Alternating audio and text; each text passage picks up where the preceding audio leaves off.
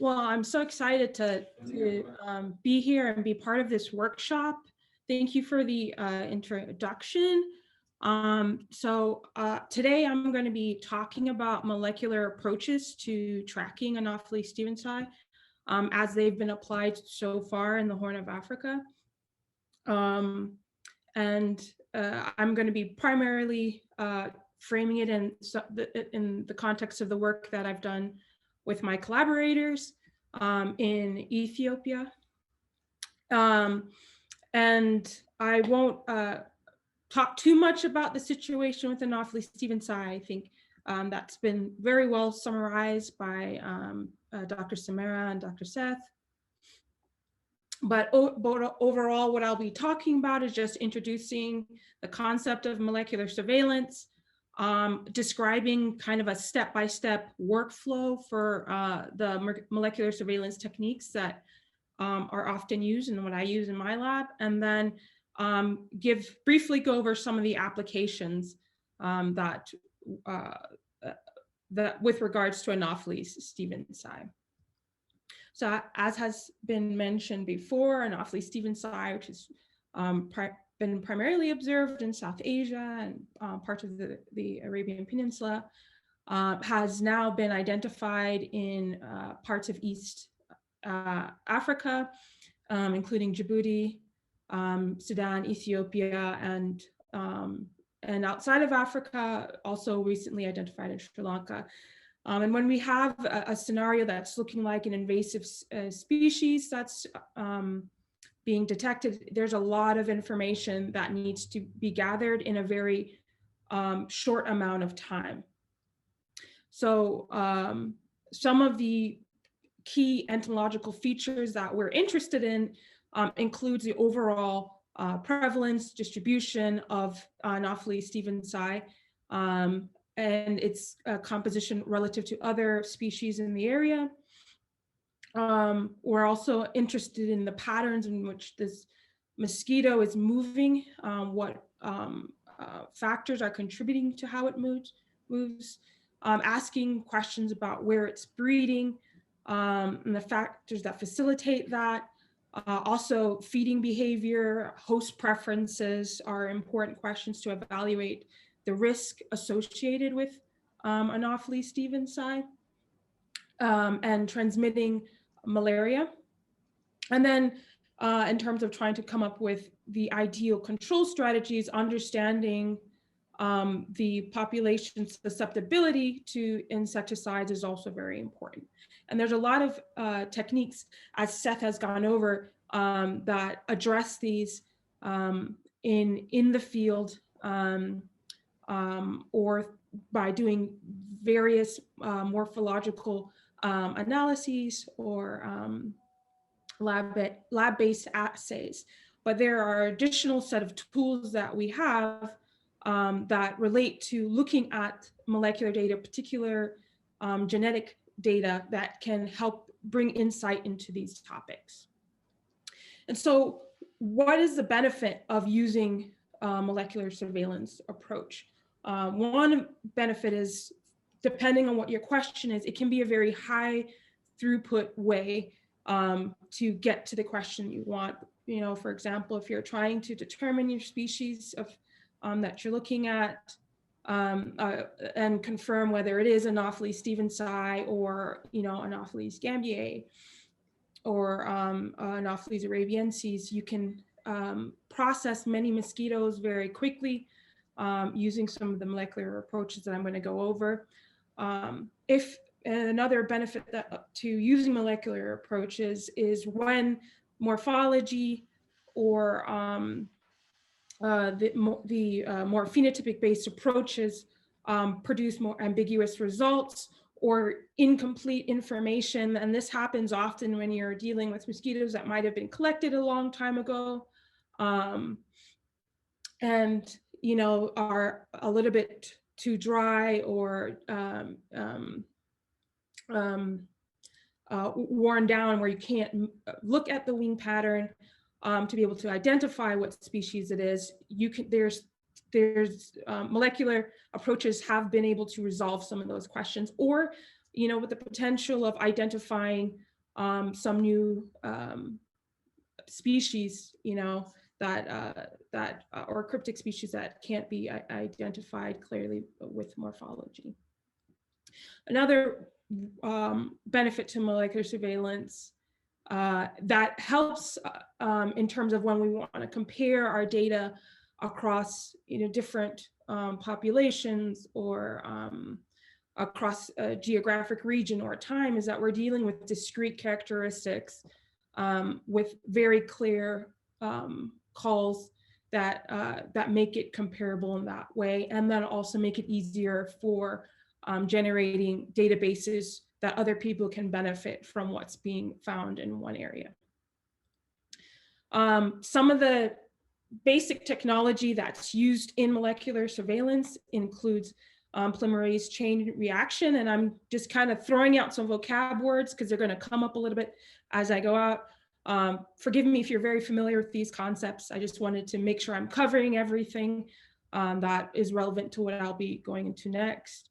Polymerase chain reaction, or PCR, is a technique that's fundamental to molecular surveillance. It's a way that we take the little bit of DNA that's available in our biological samples and make millions to billions copies of that DNA so that we're able to analyze it and process it for whatever purposes we have. Another technique that's been around for a while is gel electrophoresis, and it's a tool that we also use for not just confirming the success of our polymerase chain reaction, but also we can do some genotyping just with this technology without needing to do any additional steps. And then other technology and under the big umbrella, DNA sequencing, which involves determining the actual sequence within that you are amplifying the pattern of the sequence. And that could be as small as a fragment of the DNA or trying to generate the entire whole genome. All of these technologies have made it easier for us to get at questions that are vital for tracking Anopheles stephensi and trying to predict its impact. So now I'm going to kind of go through some of the questions and the approaches that have been used from a molecular surveillance standpoint. One of the key questions often and approaches that is important is to confirm your species, to identify the species. So using PCR amplification and or sequencing analysis, you can quickly identify what mosquito you are dealing with and do it in a kind of a bulk format. There are two approaches to this. One involves what we call a PCR endpoint assay, where it just requires PCR and gel, where you can distinguish or identify your species based on the presence of a band in your gel image or the absence of the gel. And I'm going to give you examples of what this looks like in the next step of the presentation. The second approach is not stopping with PCR, but once you have amplified the DNA, go through it, go towards sequencing it, and then using the DNA sequence itself to compare with other database sequences to determine the species identification. And if it's a little bit, if you're dealing with more of a cryptic species, you might want to take it a step further and start using what we call phylogenetic analysis, which infers evolutionary relationships between different taxa.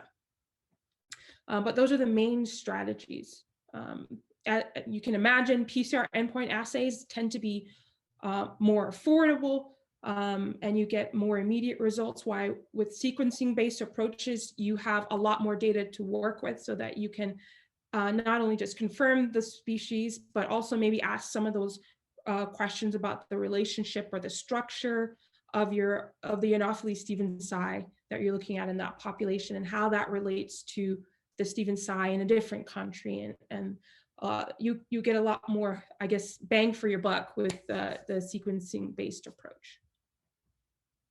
And also, at times, if the PCR endpoint assay, if there's an error in that, where you're not, if it's a presence absence and you're not getting a band when you should get a band, you know, sequence-based approaches can help validate your protocol.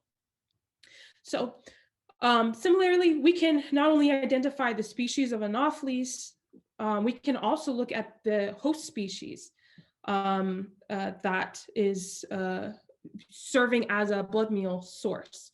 And using very similar techniques, a lot of the techniques out there do focus on PCR endpoint assays.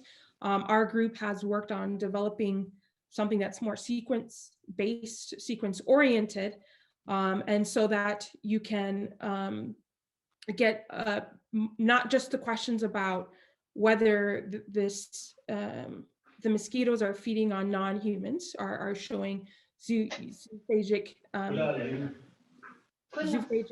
behaviors, but you can also determine if the mosquitoes are exhibiting mixed species feeding, and then you have the sequence there also to start maybe exploring the specific types of Hello, Suleiman. Suleiman, please make your situation mute. Suleiman. Hello, Suleiman. Make your situation mute, please. Hello, Suleiman. So I'm going to move on to the next slide. Okay, go ahead. I will try to call him. Go ahead. Yeah. Great. If you guys have trouble hearing me, just go ahead and raise your hand, the little hand symbol in the Zoom, and I will slow down or wait for the mute to go back on or whatever. That is fine. Go ahead now. So another question that we can ask about, and Dr. Seth mentioned in his slide, is tracking insecticide resistance. And so Dr. Seth talked about mutations that code for knockdown resistance, also looking at ACE1 mutations that code for a class of insecticide resistance, where we can look at those mutations and determine what are the mechanisms of resistance that are present in a particular population. And if you are taking a sequence-based approach, what's even more important, particularly as you are trying to determine what interventions to use if stephensi is newly emerging in your region, is trying to identify where any resistance mutations are coming from, right? So insecticide resistance emerges as a result of the selective pressure of resistance. And this is something that can happen in a population prior to its emergence in a region, or it could happen as a result of being in a region that now is either scaling up or trying a new type of pesticide. So we can look at the signatures in the DNA sequence to determine which scenario is happening, and that can feed back into determining what type of, what degree of insecticide use or bed net use should be taken in those regions. And then in addition to characterizing the mosquito, we can also use molecular surveillance to identify Plasmodium inside the mosquito, determine and confirm whether the Anopheles stephensi are or more so have the potential to transmit Plasmodium. And then identify which Plasmodium species, Vivax or Falciparum most likely, are present in those mosquitoes. And now to the stuff that my lab really has the expertise in, and think is very important for solving the issue of Anopheles stevensii, not just for Ethiopia, but for East Africa, and if it comes to it, other parts of the continent, is the application of genetic epidemiology, which is a combination of using population genetics, phylogenetics, phylogeography, to track how Anopheles stevensii is spreading into different regions. And so this requires the DNA sequence and comparing the DNA sequence similarity but with other, in one region to Anopheles stevensii in other regions. And there's a lot of different, I'm not going to go too deeply into this, there's a lot of different approaches to doing this. You can use a single gene or a portion of a gene. You can use multi-locus markers, so they're single nucleotide polymorphisms scattered across the whole genome, or using microsatellites, or if you have the funding to do it, you can do whole genome sequencing. But it's the comparing of the DNA sequence of Anopheles stevensii from multiple regions that will provide a more complete picture about how Anopheles stevensii has emerged in the Horn of Africa, how it emerges in a particular country, and how it spreads within that country. That we think that these tools are particularly useful. And here in this image, I just have a picture of a phylogenetic tree where we've incorporated the haplotypes that we've identified, and haplotypes in I guess a more plain term is different strains, genetic variants of Anopheles stevensii, and compared it to different variants that were available to us in the database. And we're able to see similar variants that were observed in other parts of the country, and kind of narrow in our focus as to where we believe Anopheles stevensii emerged in the Horn of Africa.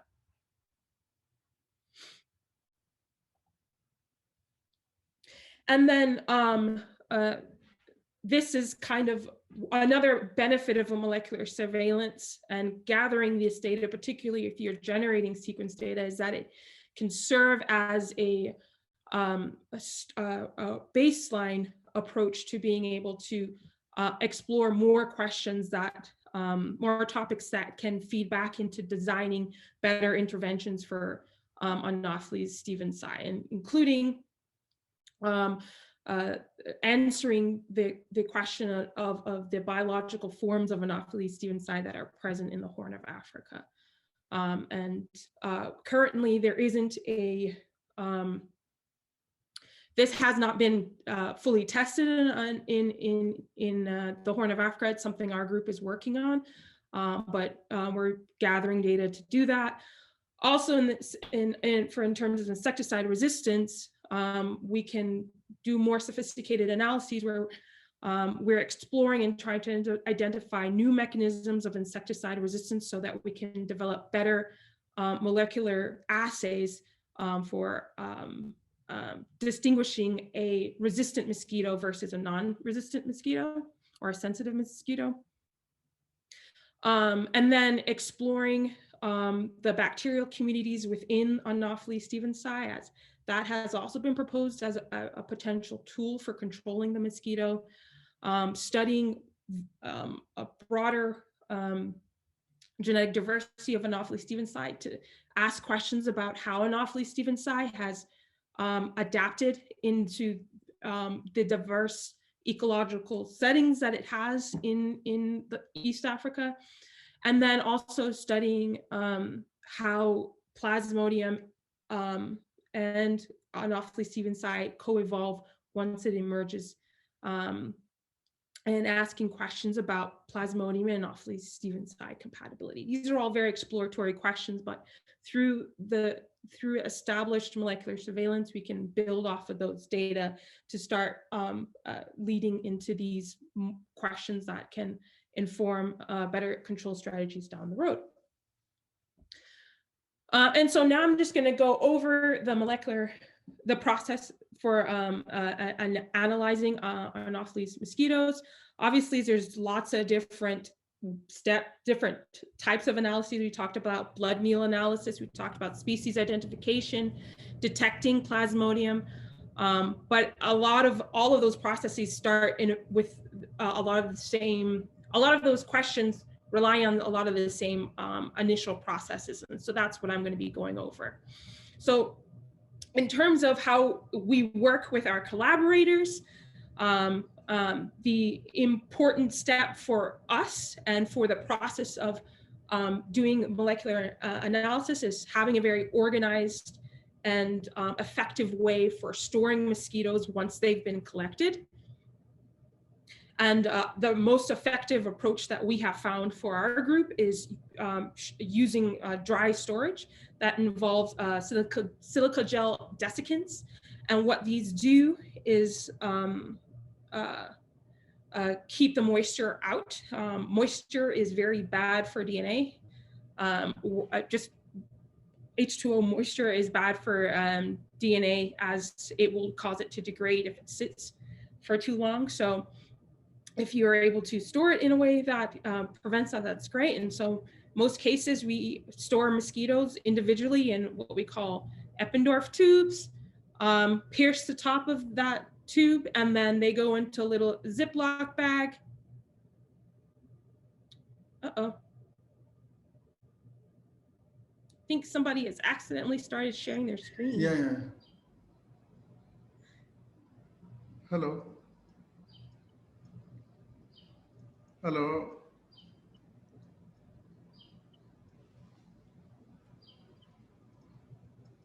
Hello.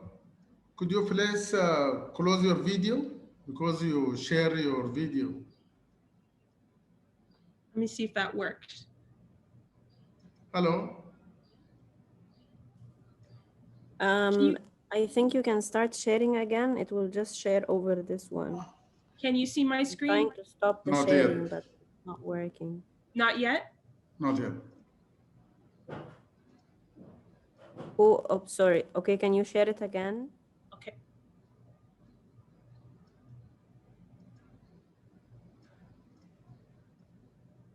Yeah, okay. Okay, fine. Go ahead. Great.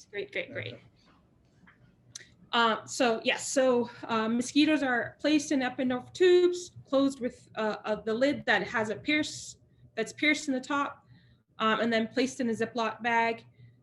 Information, I don't have it put here, but usually information about where the mosquito was collected, the morphological identification at the species level and the date of collection, and if possible, GPS coordinates are included on that slip and put in here. And here I just have an example of what my awesome Somaliland collaborators have done. They did such a great job of organizing their collections. So I'm using them as a model here. And then once you've done that for each mosquito, then you place them into a Ziploc bag, a larger Ziploc bag, and then they're ready to be shipped dry. You don't need to put them on ice or anything. And we've had success pulling out DNA from mosquitoes that have been stored in this way for up to, I would say up to a year. I don't think we've tested anything beyond that.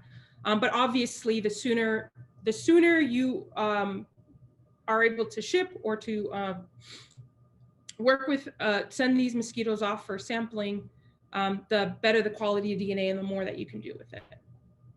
There's also alternative storage, depending on if you have other questions that you want to ask that include one is using a solution called RNA later, where you just add the mosquito to it and it will preserve the DNA and the RNA. And RNA is important if you want to look at how differential expression of the DNA or genes that are relevant, in particular for identifying insecticide resistance genes. That's a question that's important. And then you can also, and particularly this is blood meal, if you remove the actual blood meal and have that stored, you can store that on an FTA card. And that is the best way that documented, we've not done that in our lab, it's the best way documented for preserving any DNA in that blood meal. So that's another approach. So once you've stored and you are now ready to start molecular analysis, the first thing you want to do is try and isolate that DNA from your sample. And so we perform DNA extractions using commercial kits. And these, I won't go through the step-by-step for this process, but it's a process of adding different washes and doing centrifugations that ultimately separate out the protein and other contaminants from the DNA. And here's where what you're using for your extraction varies based on what your question is, right? Sometimes we do whole body, sometimes we do abdomen, sometimes we do head, thorax, legs. If you're trying to isolate blood meals, you might want to focus on abdomen portion, or if your goal is to do whole genome sequencing or just sequencing analysis, you might focus on head and thorax. And yeah.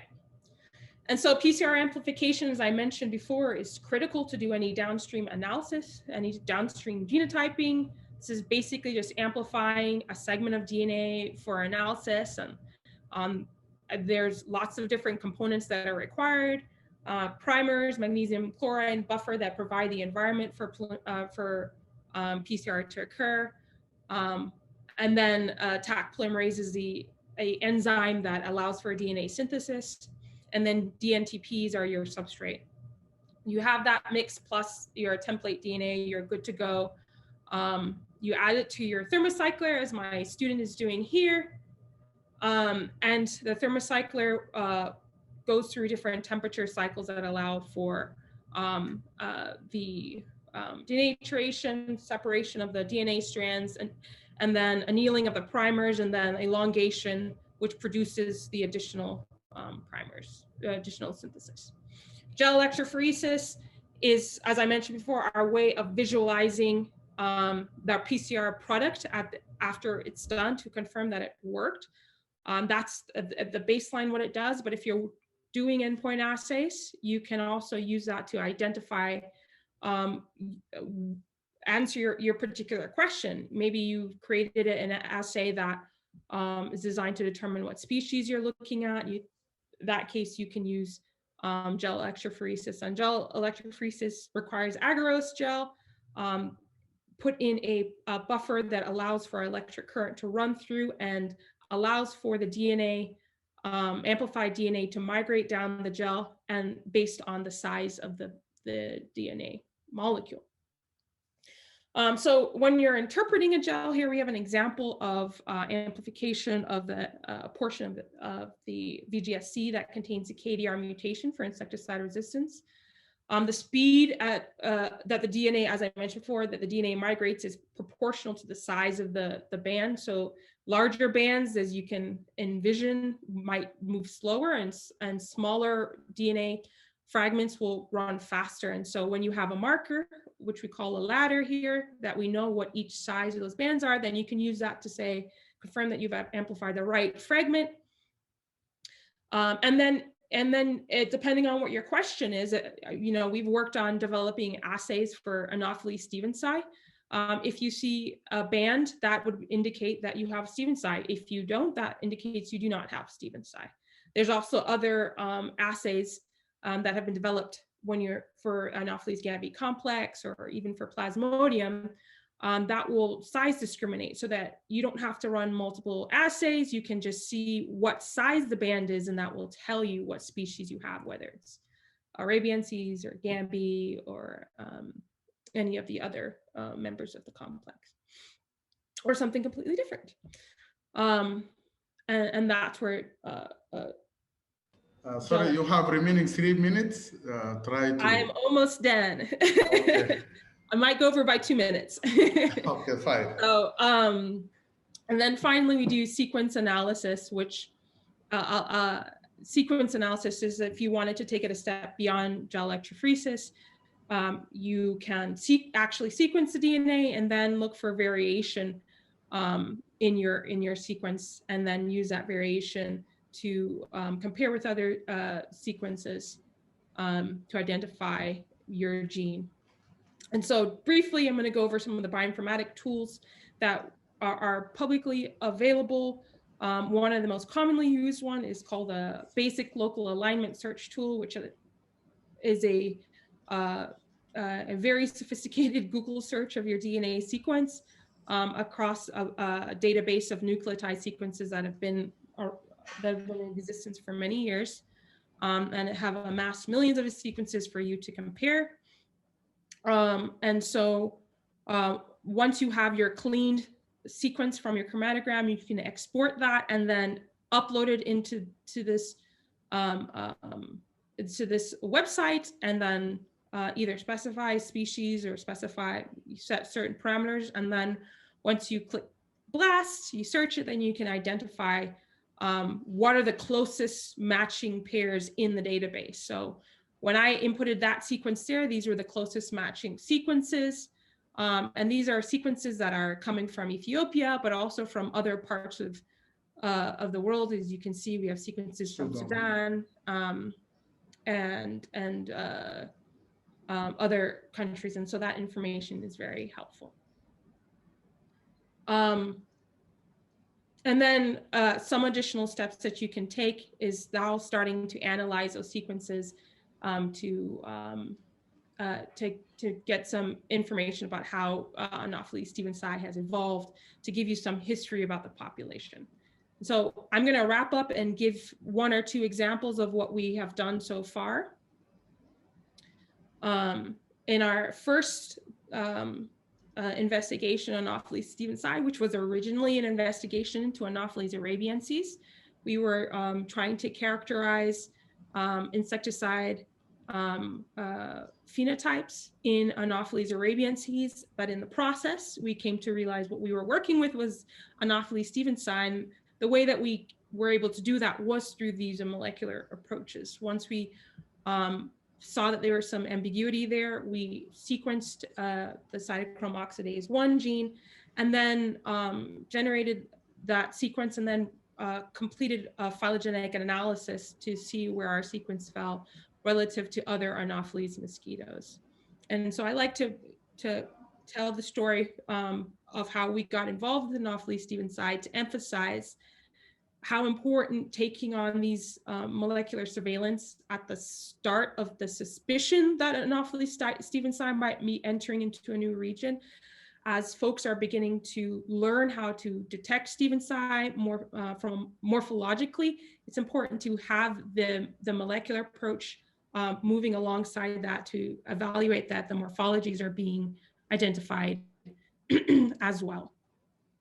Another study that we did was look at insecticide resistance, both using the WHO bioassays and running various classes of insecticides, but then also looking for the presence of those known mutations that cause insecticide resistance. And what our study found is that the mutations that cause insecticide resistance in other species seem to be absent in Anopheles stephensi. So that opened up a door, a world of other questions that needed to be asked, but at the very least identified some of the limitations with the current genetic assays that are being used.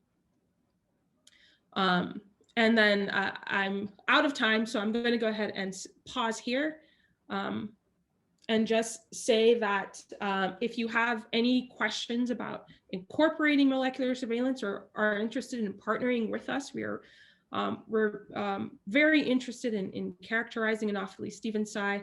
And in East Africa and other regions where it is right now, there is a big deficit in the molecular sequence data that's available in a lot of countries. And so I think working collaboratively is the best way to solve these problems.